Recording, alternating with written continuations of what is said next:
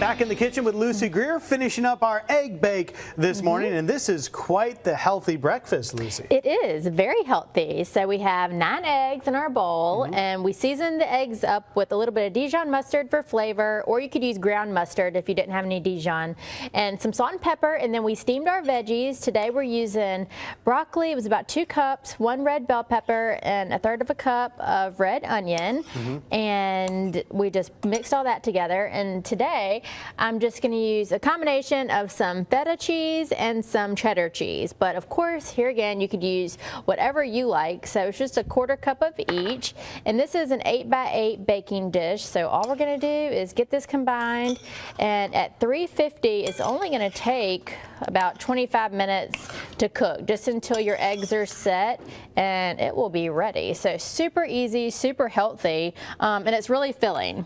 I can attest to that because I had a piece for breakfast. Nice. So at this point, we're going to switch it to the real oven, not the space oven. Correct? Yeah. Good point. Yes, we used our microwave to steam our veggies, and now we're going to use the real oven, 350, and it's super quick. And like I mentioned, what I like to do is just, you know, bake it, of course, and then cool it down, and then heat up a piece each morning for breakfast. And actually, one of my twins this morning when I was eating at Jack, he eats anything and everything. So, but you know, he likes it. He wanted some of it. So a lot of kids really, you know, some of them are kind of weird about veggies, but broccoli seems to be one.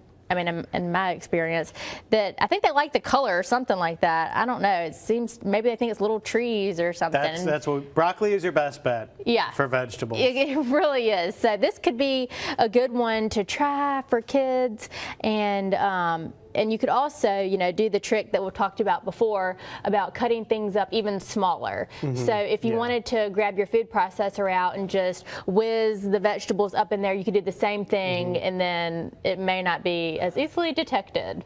What if you say, eat the vegetables, eat it? Does that work? It doesn't work at my house, but what has been working is, all right, you know, take one bite and then, you know, I'll give you a high five, and or something. And they like that. You know, of course, they eat all their, you know, fruit or chips first, and then, you know, all that jazz. Everybody out there is dealing with the same challenges when you're trying to feed kids, and we still feed ours early and then put them to bed. So I'm really looking forward to, and they're right at that age now where we can kind of all eat together. You know, when they're younger, it's a little bit harder. So anyway, if anyone has any ideas out there, Joe and I will take them. But that is a good one, to dice things into smaller segments if you want to, because then there's a better chance that they may not notice that they're eating it anyway.